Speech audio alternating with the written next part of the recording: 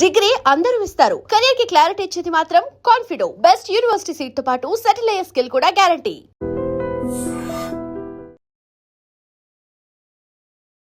Welcome to I dream. నా పేరు Lumbini. Abroad వెళ్ళి సెటిల్ అవుదాము అనే ఆస్పిరెంట్స్ ఇండియాలో చాలా మంది ఉంటారు. సో ఆ ట్రస్ట్ ని చాలా మంది ఎన్కాష్ చేసుకోవడానికి ట్రై చేస్తూ ఉంటారు. సో రీసెంట్ గా నందూస్ వరల్డ్ అనే యూట్యూబ్ ఛానల్ రన్ చేసే నందు గారు అలాగే మధుకర్ గారు, సో వీళ్ళు యూకే కి రావాల్సిన స్టూడెంట్స్ కానీ లేదంటే ఎవరైతే సెటిల్ అవుదాం అనుకున్నారో వాళ్ళ దగ్గర లాక్స్ ఆఫ్ రూపీస్ తీసుకొని వాళ్ళని మోసం చేశారు అన్నట్టుగా కూడా అలిగేషన్స్ అయితే వచ్చాయి. So what exactly is this? And also UK based అంటే వీసాస్ కానీ అలాగే సిఓఎస్ అని అంటారనమాట, సర్టిఫికేట్ ఆఫ్ స్పాన్సర్షిప్. సో అదంటే ఏంటి అండ్ అలాగే దీన్ని ఎలా యూటిలైజ్ చేసుకోవచ్చు అండ్ ఎలా మోసపోయారు అండ్ దాని తర్వాత బాధితులకి ఎలాంటి రెమెడీస్ ఉంటాయి, ఇవన్నీ కూడా క్లియర్ గా తెలుసుకుందాం. ఈ రోజు మనతో జాయిన్ అవబోతున్నారు ప్రముఖ international lawyer and also founder of Kaveti law and also he's the solicitor from London అన్నమాట. So let's talk to him. Hello sir, నమస్తే. రైట్. సో చాలా మంది నిజంగానే ఆస్పిరెంట్స్ ఉంటారనమాట, మైగ్రెంట్స్ అవ్వాలి అని చెప్పేసి. వాళ్ళు ఇద్దరు చదువు కోసం కానీ లేదంటే సెటిల్మెంట్ జాబ్ పర్పస్ కానీ సెటిల్ అవ్వాలి అని చెప్పేసి అబ్రాడ్ కి వెళ్ళాలి అని చెప్పేసి చాలా మంది ఉంటారు. సో దీన్ని వాళ్ళ ఎమోషన్స్ ని ఎన్కాష్ చేసుకునే రూపంలో ఈ అలిగేషన్స్ అనేవి వస్తున్నాయి. అంటే ఫ్రాడ్ జరిగింది అని చెప్పేసి కొంతమంది అంటున్నారు. But what exactly is the fraud కన్నా ముందు మనము యూకే వీసాస్ గురించి కానీ వాట్ ఈస్ సిఓఎస్ అనేది కానీ దాని గురించి క్లియర్ గా చెప్తారా సార్? ఇప్పుడు దాని సిఓస్ అంటే సర్టిఫికెట్ ఆఫ్ స్పాన్సర్షిప్ అంటారండి. ఇప్పుడు ఫర్ ఎగ్జాంపుల్ మీకు ఒక కంపెనీ ఉంది యూకేలో, మీరు ఎవరికైనా ఉద్యోగం ఇవ్వాలనుకుంటారు. అంటే ఉద్యోగం అంటే ఇప్పుడు ఫారినర్స్, ఇప్పుడు ఇండియన్ స్టూడెంట్సే కానీ ఎవరన్నా అక్కడ యూకేకి ఎవరన్నా వస్తారు కదా, వస్తే వాళ్ళు నాన్ ఇమిగ్రెంట్ వర్కర్స్ అంటారు, వీళ్ళను ఫారినర్స్ అంటారు కదా, వాళ్ళకు ఉద్యోగం ఇవ్వాలంటే ఇచ్చుకోవచ్చు. కానీ మరి మీరు పర్మిషన్స్ తీసుకోవాలి, అంటే ఆఫర్ ఆఫ్ ఎంప్లాయ్మెంట్ ఇచ్చేటప్పుడు. ఇప్పుడు ఈ కేసులో నందు గారు ఏం చేశారంటే నందూస్ కిచెన్ అని పెట్టేసి మేము షెఫ్స్ కు అసిస్టెంట్ కుక్స్ కు ఉద్యోగం ఇస్తామని చెప్పి అడ్వర్టైజ్మెంట్ చేశారు. మరి మీరు ఉద్యోగం ఇచ్చేటట్టు అయితే మాకు ఉద్యోగం ఇచ్చి మమ్మల్ని స్పాన్సర్ చేయాలి కదా. మమ్మల్ని స్పాన్సర్ చేయాలంటే మీరు డిపార్ట్మెంట్ ఆఫ్ హోమ్ అంటే అది ఇమిగ్రేషన్ డిపార్ట్మెంట్ కు అప్లికేషన్ దరఖాస్తు పెట్టుకోవాలి, అప్లికేషన్ పెట్టుకోవాలి కంపెనీ తరఫున. పెట్టుకొని అయితే వాళ్ళు పర్మిషన్స్ ఇస్తారు. ఎవరు డిపార్ట్మెంట్ ఆఫ్ హోమ్ వాళ్ళకు ఫీజులు కట్టాలి. వాళ్ళు ఏం చేస్తారు, మీ లొకేషన్స్కి వస్తారు, చూస్తారు మీ దగ్గర ఎంతమంది ఎంప్లాయీస్ ఉన్నారు చూసి అవన్నీ పర్మిషన్స్ ఇస్తారు. ఇప్పుడు ఫర్ ఎగ్జాంపుల్ మీద ఒక చిన్న రెస్టారెంట్ అనుకోండి, ఒక ఇద్దరికో ముగ్గురికో పర్మిషన్స్ ఇస్తారు. మీరు చిన్న రెస్టారెంట్ పెట్టి 10 మందిని స్పాన్సర్ చేస్తా అంటే ఇవ్వరు. అంటే మీ సైజు, మీ మీ లొకేషను, మీ నెసెసిటీ, నీడ్ అంతా చూసి ఇస్తారు.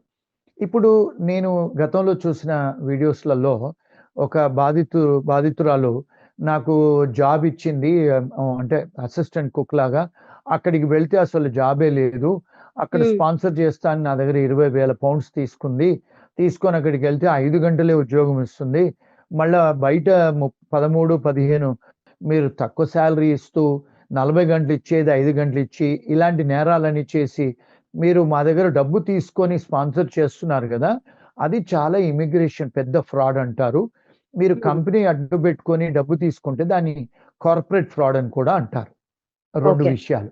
మూడోది ఏంటంటే కొంత డబ్బు యూకేలో వాళ్ళ భర్త అకౌంట్లో కొంత తీసుకొని, భార్య అకౌంట్లో కొంత తీసుకొని, కొంత డబ్బు ఏం చేస్తున్నారు వాళ్ళు సైఫన్ అవుట్ చేస్తున్నారు.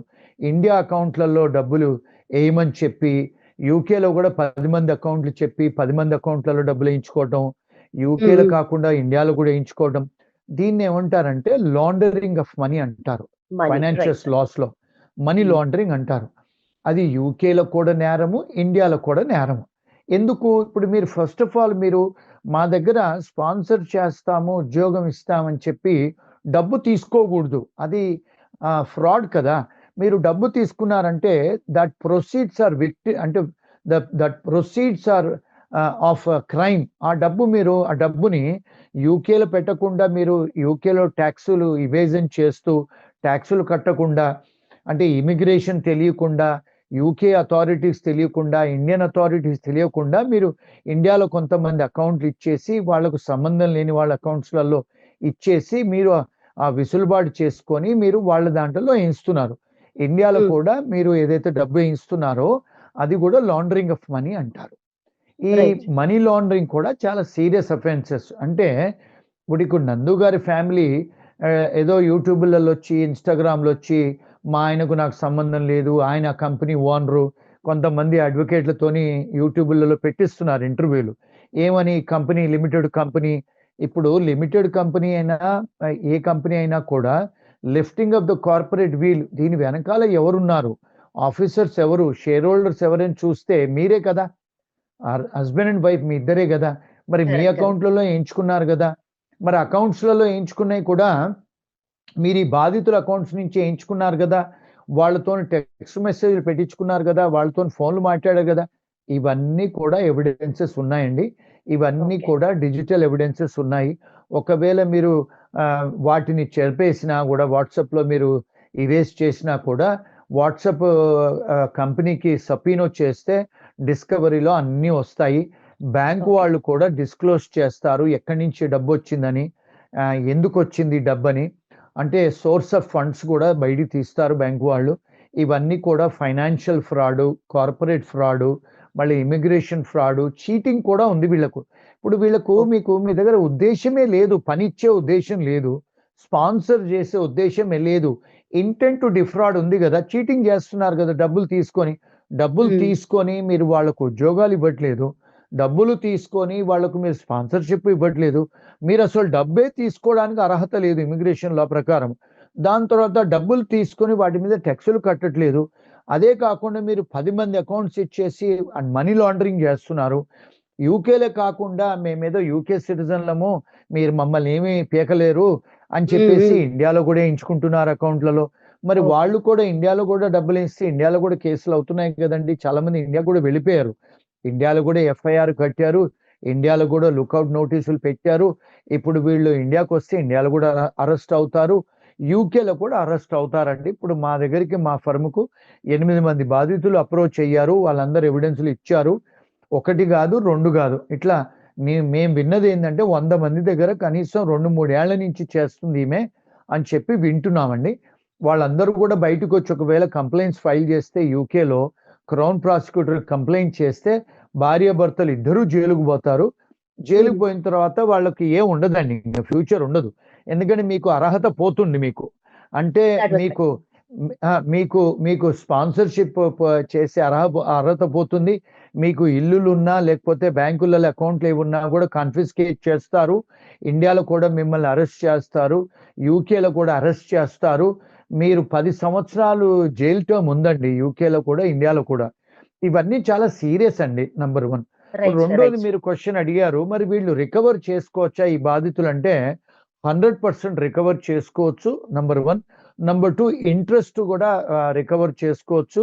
మళ్ళీ మూడోది ఏంటంటే, ఇమిగ్రేషన్కి అప్లికేషన్స్ పెడితే మీకు టెంపరరీ ప్రొటెక్షన్ స్టేటస్ కూడా ఇస్తున్నారు ఇమిగ్రేషన్ వాళ్ళు.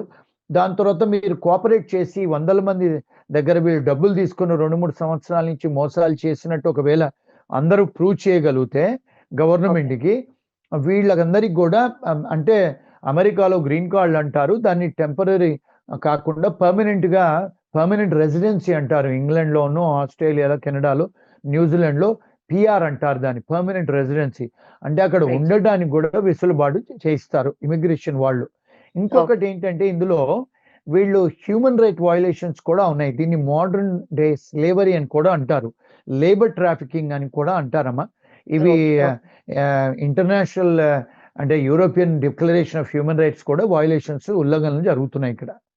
Right sir, right sir. అంటే ఈ లెవెల్లో జరిగింది అంటే మీరు అన్నట్టుగా ఇది ఫైనాన్షియల్ ఫ్రాడ్, అలాగే corporate fraud, immigration fraud and also human rights violation కూడా. అంటే ఈ లెవెల్లో వాళ్ళు చేస్తున్నారు అంటే, అండ్ ఆల్సో ఇక్కడ ఉన్న అక్కడ మోసపోయిన వాళ్ళు మీ దగ్గర చాలా మంది వచ్చి వాళ్ళ గురించి చెప్పారు, దాన్ని కూడా షేర్ చేసుకున్నారు కదా.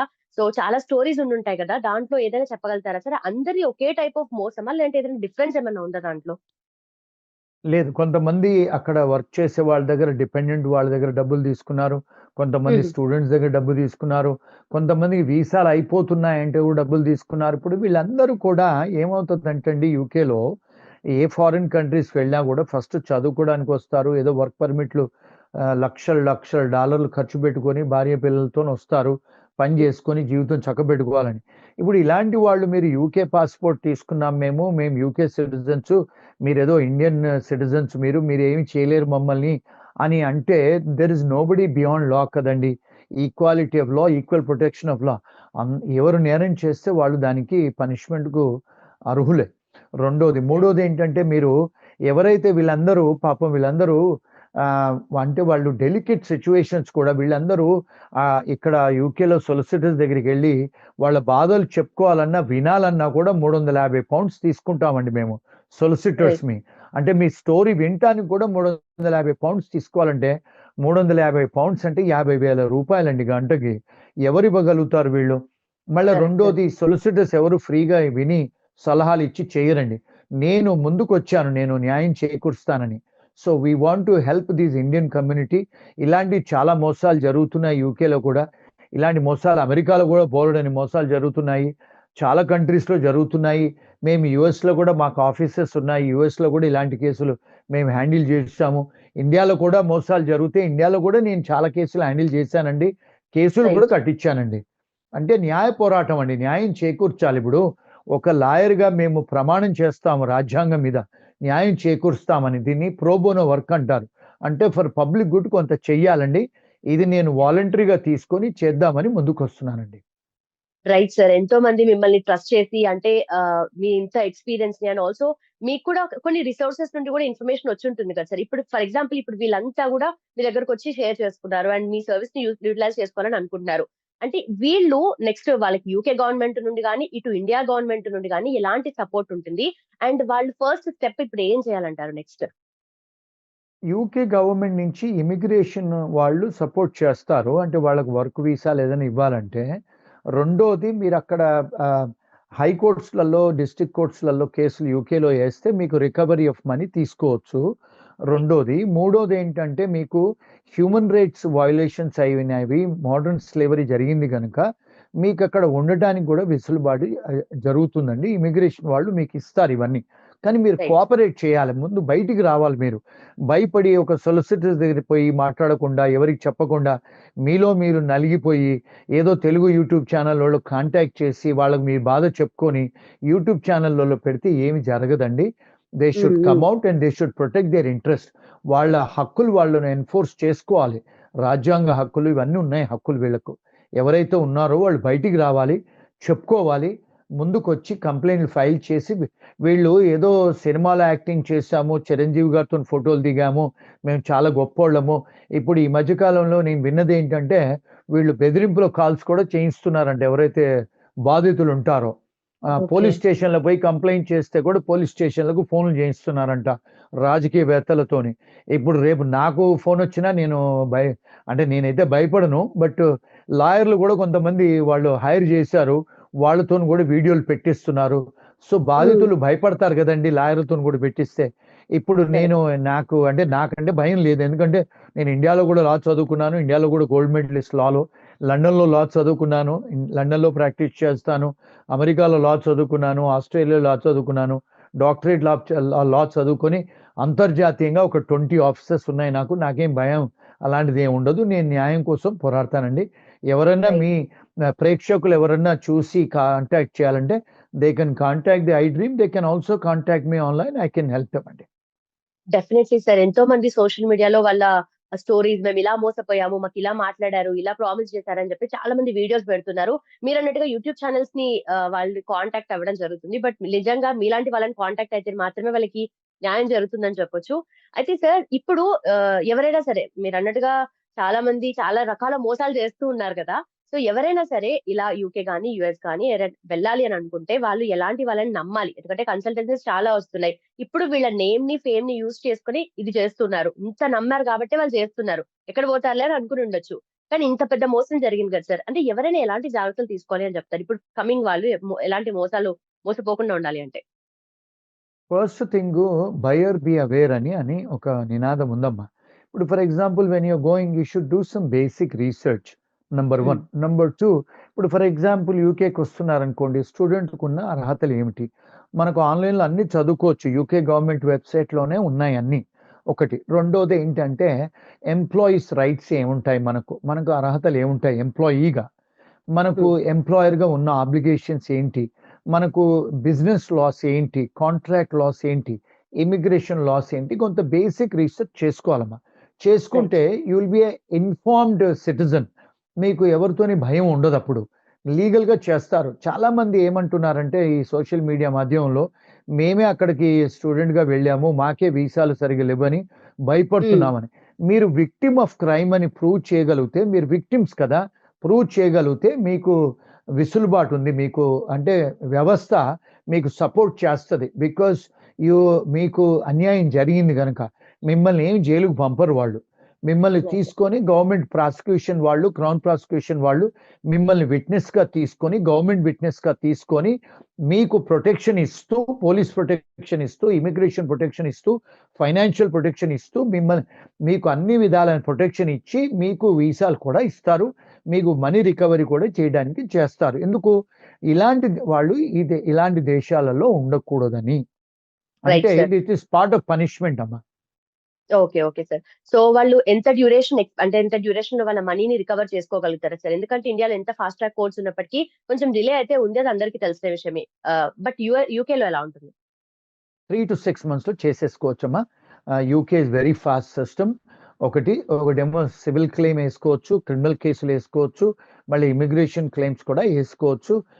మళ్ళీ హ్యూమన్ రైట్స్ కింద కూడా వాళ్ళకు అర్హతలున్నాయి. దాంతో పాటు వాళ్ళకు ఇంట్రెస్ట్ కూడా క్లెయిమ్ చేసుకోవచ్చు. వాళ్ళ లాయర్ ఫీజులు క్లెయిమ్ చేసుకోవచ్చు. లిటిగేషన్ ఎక్స్‌పెన్సెస్ క్లెయిమ్ చేసుకోవచ్చు. పెయిన్ అండ్ సఫరింగ్ కూడా మీరు టాట్ లాలో మీరు క్లెయిమ్ చేసుకోవచ్చమ్మా. ఎందుకంటే ఇప్పుడు చాలా మంది భార్య పిల్లల్ని పంపించేశారు. Separation of okay. ఫ్యామిలీస్ జరిగాయి. ఉద్యోగాలు పోయినవి. మీకు ఆపర్చునిటీస్ పోయినవి. ఇవన్నీ కూడా మీరు పెయిన్ అండ్ సఫరింగ్ ఎంతో స్ట్రెస్‌లో ఉన్నారు మీరు. మీరు ఎన్నో రాత్రులు నిద్రపోలేదు మీరు. ఎంతోమంది డిప్రెషన్‌లోకెళ్లారు. ఎంతోమందికి తలనొప్పిలేస్తుంది. ఎంతోమంది నిద్రపోకుండా, ఫ్యామిలీస్‌తోని కాంటాక్ట్ చేయకుండా ఐసోలేషన్ అయ్యి, ప్రిక్లూడ్ అయి ఉన్నారు. దీన్ని పెయిన్ అండ్ సఫరింగ్ అంటారమ్మా. దానికి కూడా సూ చేసుకోవచ్చు. Right sir. అండ్ ఎన్ని ఎవిడెన్సెస్ ఉన్నా ఇప్పటివరకైతే ఇది ఇంకా అప్రూవ్ అవ్వలేదు కదా సార్? అంటే వీళ్ళందరూ ప్రూవ్ చేసుకోవాలి కదమ్మా! బయటికి రావాలి. చేసుకోవాలి. రైట్. ఊరికే యూట్యూబ్ ఛానళ్లలో, ఫేస్‌బుక్‌లలో, ఇన్‌స్టాగ్రామ్‌లో పెడితే సరిపోదు కదమ్మా! They have to file complaints. కొంతమంది ఫైల్ చేశారు, చేస్తూనే ఉన్నారు. మేము రైట్. అడ్వైజెస్ ఇస్తున్నాము క్లయింట్స్‌కి, చేస్తాం కూడా. Okay sir. And perfect. And యూకేలో కూడా ఇప్పుడు ఇది ప్రూవ్ అయిన తర్వాత డెఫినెట్‌లీ అందరూ ముందుకొస్తున్నారు కాబట్టి మీలాంటి లాయర్స్ దగ్గరికి వాళ్ళెళ్లి వాళ్ళ పెయిన్ అంతా షేర్ చేసుకొని అండ్ ఆల్సో డాక్యుమెంట్స్ పరంగా, ఎవిడెన్సెస్ పరంగా కూడా వాళ్ళు మీకు సపోర్టివ్‌గా ఉంటేనే ఇదంతా పాసిబుల్ అవుతుంది కాబట్టి సో నెక్స్ట్ ఇప్పుడు వాళ్ళకి ఎలాంటి శిక్ష పడే అవకాశాలు ఉన్నాయి సార్? ఇదర్ యూకే లా పరంగా కానీ, ఇండియా లా పరంగా కానీ?